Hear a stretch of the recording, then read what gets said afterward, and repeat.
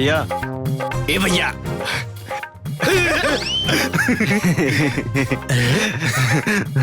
अरे तू लोग यहाँ का करत हुआ रे? बातें कुछ जैसन बा भैया वो लड़की ना बहुत सुंदर बाड़ी सन।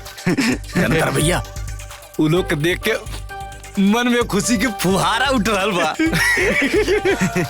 अच्छा ए बेटा, माई मना कर देनी ना तो इशारा खुशी मातम में बदल जाए। अरे शुभ शुभ बोला यार भैया। अगर बाबूजी कोनो फैसला कैले बाड़े तो सोच समझ कैले हुई है ना। एक बात बतावा। हाँ? ए घर में राज के कर चलेला? माई के। ए घर में फैसला के करेला? माई। अगर माई ब्याह खातिर मना कर देनी तो? बात तो तू ठीक है कहा तारा भैया। भैया यह तो हम कब से दोनों जानी के समझावल चाहता नहीं। हाँ भैया। जीजा जी एक बात बताई, रहुआ ब्याह तब तय कर देनी, बाकी का दीदी हमार एकरा के मंजूरी दी है? अरे सुंदर, देवी पार्वती कौना मंजूरी की खिचड़ी पकाता सार बनोई के बीच में।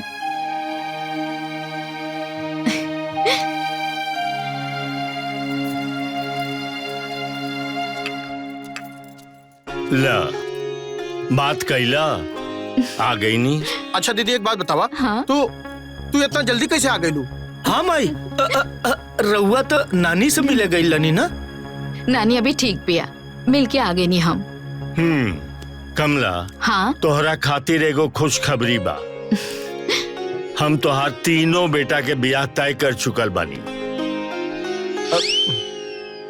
काल शिव मंदिर में ब्याह हुई, बस तोहार मंजूरी चाहिए। आपके आदेश भला केहू टाल सकेला?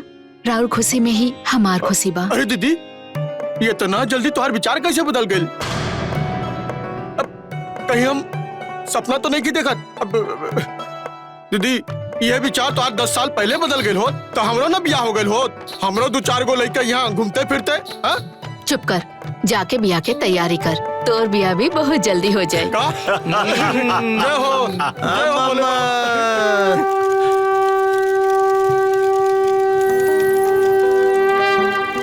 शिव जी की महिमा कोई न जाने,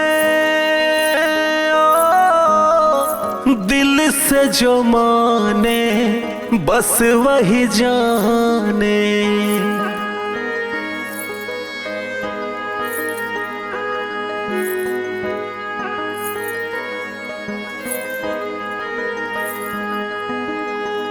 जिस पर उनकी होती कृपा है, हर दुख पल में मिट जाता है।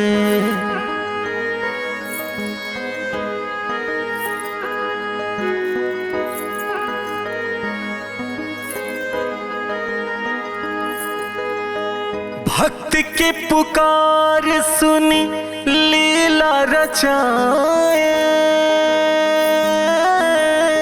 रूप बदल धरती पर आए।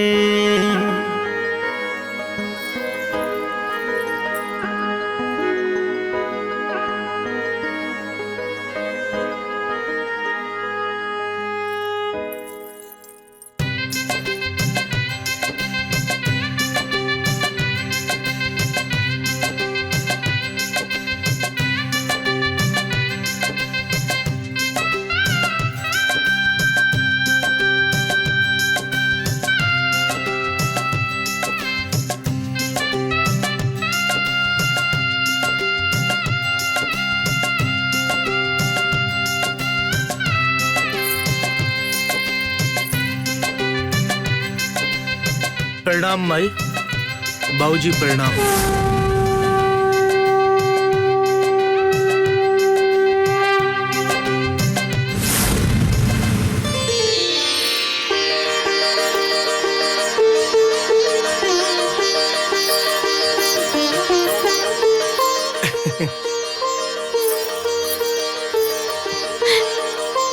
प्रणाम माई। प्रणाम बाबूजी। प्रणाम बाबूजी। प्रणाम माई।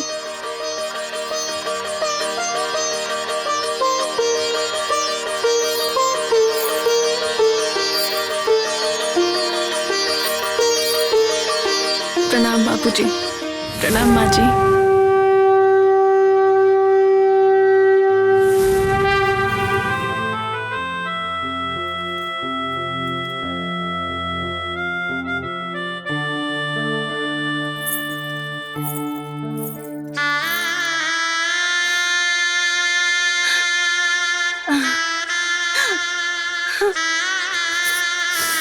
बाबूजी प्रणाम।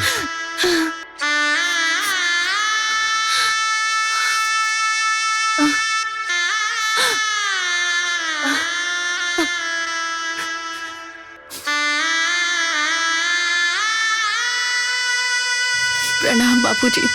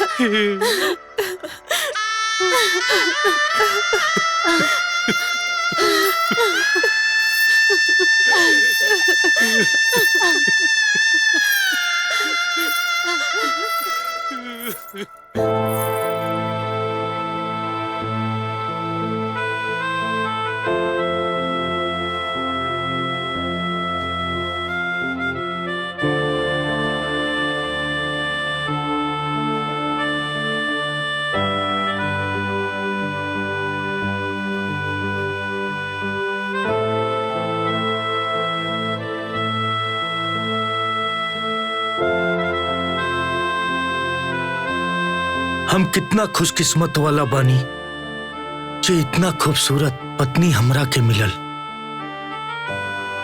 खुशकिस्मत ता हम बानी।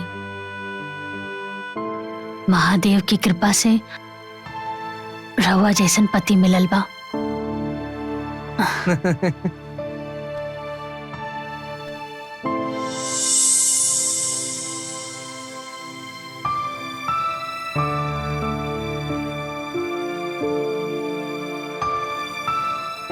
रउआ लोग के बहुत बड़ा एहसान बा जे हमनी लोग के अपना लेहनी जा। एहमे एहसान के कवन बात बा। एहसान तो लोग हमनी पे कैले बाड़ू जे हमनी के जिंदगी में आके हमारा घर अंगना के सजा देलू।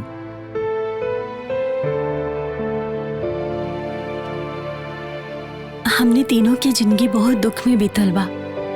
अगर हमनी से कोनो गलती हो जाए तो माफ कर दे हम। रानी दुख का सब खत्म। अब अपन जिंदगी में प्यार के मौसम आ गइल बा। प्यार के मौसम।